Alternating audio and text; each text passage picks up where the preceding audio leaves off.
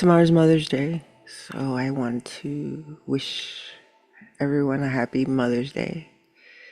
Whether it's about your mama or you being a mama, may you not have any drama.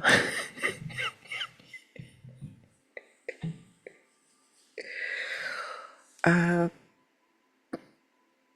had a dream a couple of nights ago with my father and my mother. And my mother has been trying to call me, and I know that she's taken the opportunity to make it about herself again. But I just wanted to share something about attachment styles. And it bubbles up every time I think of both of my parents. And it was a very quick dream, nothing dramatic, nothing at all.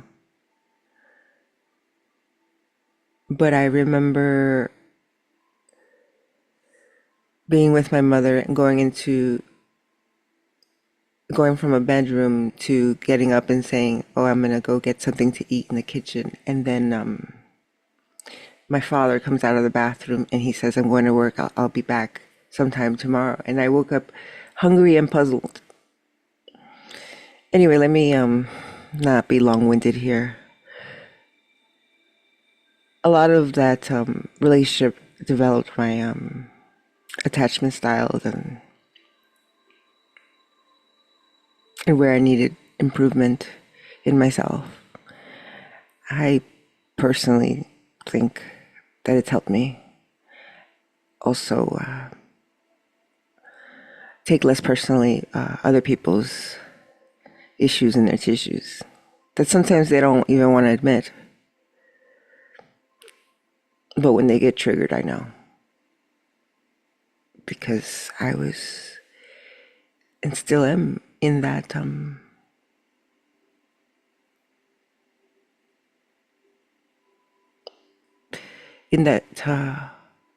awareness. Something I answered a couple of hours ago. How do attachment styles influence how quickly we develop strong feelings for someone? Because some people aren't falling for you, they're falling for a feeling they felt before. And that distinction is everything. Attachment styles are essentially the emotional blueprints we drew in childhood before we knew we were drawing them, based on whether the people who were supposed to show up actually did, how consistently, and at what cost. And then we spend the rest of our lives unconsciously auditioning everyone we meet for roles we cast a long time ago. Anxious attachment falls fast and hard. The intensity feels like chemistry, and sometimes it is, but often it's recognition.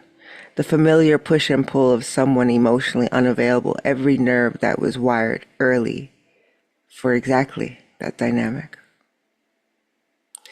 The chase feels like passion. The uncertainty feels like aliveness.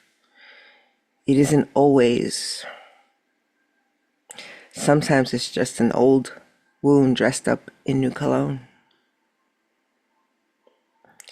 Avoidant attachment keeps the drawbridge up until someone either scales a wall or gives up trying. Feelings develop slowly, if at all.